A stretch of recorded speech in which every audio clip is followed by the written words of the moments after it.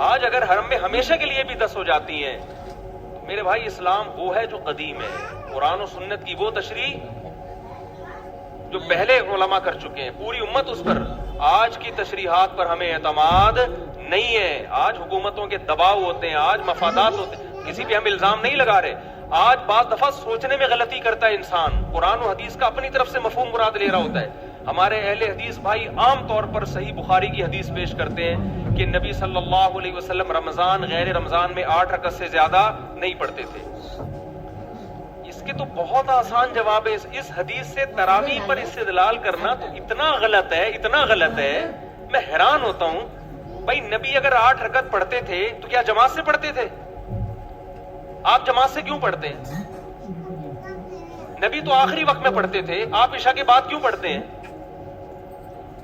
دوسری بات یہ, بخاری ہی میں دوسری حدیث بھی تو ہے کہ نبی صلی اللہ علیہ وسلم یزید فی رمضان ما لا یزید فی غیرہ, رمضان میں جو رات کی عبادت خاص طور پر اس کی تعداد مقدار وہ رمضان کے علاوہ کی تعداد سے زیادہ. بخاری ہی کی دوسری حدیث اس حدیث کے کیا ہے؟ اگینسٹ ہے. تو اس کو کیوں لیتے ہو, اس کو کیوں نہیں لیتے؟ دونوں حدیثیں صحیح بخاری کی ہیں. اسی وجہ سے علماء نے کہا ہے کہ حضرت عائشہ کی جو حدیث ہے نا کہ نبی رمضان اور غیر رمضان میں 8 سے زیادہ نہیں پڑھتے, یہ مسترب ہے, کیونکہ دوسری حدیث بالکل اس کے اگینسٹ ہے. جب دو حدیثیں بالکل ایک جیسی سند کی ہوں اور ایک دوسرے کی اگینسٹ ہوں تو ان میں کسی سے بھی آپ استدلال نہیں کر سکتے. اس کی مثال ایسے ہے جیسے بخاری میں ہے کہ حضرت سلیمان علیہ السلام نے ایک رات میں اپنی 60 بیویوں سے ہمبستری کی. دوسری میں آتا ہے 100 بیویوں سے کی. 60 اور 100 کے عدد ایک دوسرے کے بالکل کیا ہیں؟ اپوزٹ. اب آپ ایک عدد کے بارے میں بھی یقین سے نہیں کہہ سکتے کیونکہ اس میں دونوں ایک دوسرے کے بالکل خلاف ہیں. ہم یہ کہیں گے بہت کثرت سے ازواج تھیں, صحیح تعداد ہمیں معلوم نہیں ہے, یا ہم کچھ اور تعویل کریں گے. حفظ کل ما لم يحفظه الاخر, کہ ایک نے 100 کا عدد کہا, ان کو تھا کہ 100, ایک نے کہا کہ 60 کا تو مجھے یاد ہے, اس سے اوپر کا یاد نہیں ہے.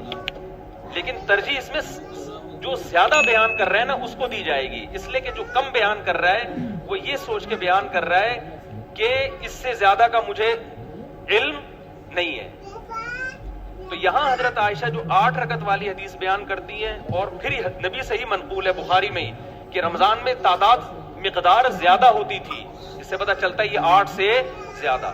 یہ تو اگر ہم بخاری کی اس حدیث کو تراویح پہ فٹ کر لیں تو میں بیان کر رہا ہوں, تو بھی 8 رکعتیں ثابت نہیں ہوتی, بلکہ بخاری ہی میں اس کے اگینسٹ دوسری حدیث موجود ہے.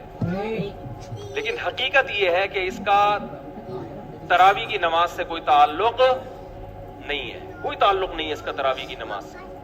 تراویح کی نماز کا جس حدیث سے تعلق ہے نا وہ بخاری کی حدیث ہے جس میں حضرت عائشہ فرماتی ہیں نبی صلی اللہ علیہ وسلم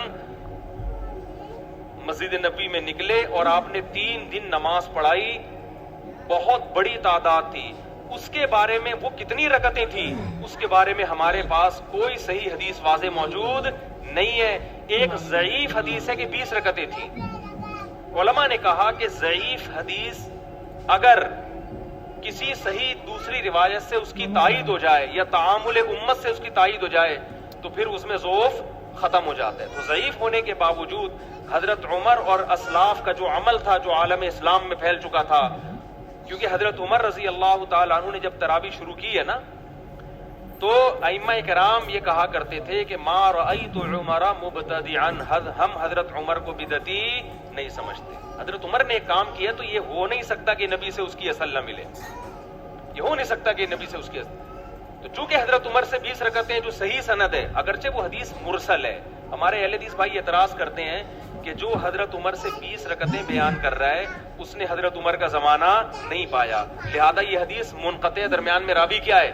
شارٹ ہے. اس کا علماء نے جواب دیا ہے, مجتہدین نے وہ جواب یہ دیا ہے کہ یہ جو تعداد رکعات ہے نا یہ جب پورے عالم اسلام میں جب یہ پھیلی ہیں تو یہ چیز ایسی نہیں ہے جو مشہور نہ ہو. تو جو چیزیں مشہور ہوتی ہیں, جو کھلے عام سب اس کو صبح شام دیکھ رہے ہوتے ہیں, وہ چیزیں بیان کرنے میں سند کی محتاج نہیں ہوتی. اور یہ کسی دیوبندی کا قول نہیں ہے, یہ سعودی عرب کے عرب عالم ہی کے قول میں آپ کے سامنے پیش کر رہا ہوں. سعودی عرب میں آج سے چند سال پہلے 20 رکعتوں کو ختم کرنے کی جب کوشش کی تو مدینہ یونیورسٹی کے جو چانسلر تھے عطیہ سالم, انہوں نے کتاب لکھی کہ 1000 سال سے زیادہ سعودی مکہ مدینہ میں 20 رکعت تراویح ہو رہی ہے.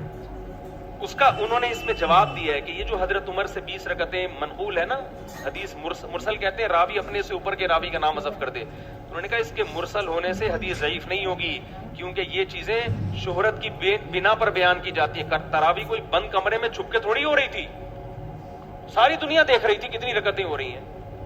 تبھی محدثین نے، علماء نے، فقہا نے جو فتویٰ دیا نا 20 رکعتوں کا، تو ان میں سے کسی نے بھی یہ نہیں کہا کہ ہمارے پاس صحیح سند سے یہ بات پہنچی. انہوں نے کہا شہرت ہے اس کی. امام شافعی سے پوچھا، امام شافعی سے، کہ آپ کے پاس تراویح کے سنت ہونے کی کیا دلیل ہے؟ انہوں نے کہا سارے مکہ والے 20 رکعتیں پڑھ رہے ہیں. تو یہ جو تواتر سینہ بسینہ چلا آ رہا ہے نا حضرت عمر کے دور سے، یعنی حرم میں 20 رکعتیں ہوتی چلی آ رہی ہیں. تو امام شافعی نے اس عمل سے استدلال کیا، حالانکہ امام شافعی کا زمانہ تو بہت قدیم ہے. امام بخاری کے استاذ تھے امام احمد کے استاذ ہیں امام شافعی. امام شافعی کے استاذ ہیں امام محمد اور امام مالک، اور امام مالک سے اوپر کا درجہ تابعین کا شروع ہو جاتا ہے. 2 صدی ہجری کی بات کر رہا ہوں میں آپ کے سامنے. اسلام آئے ہوئے دنیا میں 100 سال ہوئے ہیں. 100 سال کے بعد امام شافعی کیا کہہ رہے ہیں؟ ہم مکہ میں لوگوں کو کتنی پڑھتے ہوئے پا رہے ہیں؟ 20 رکعتیں.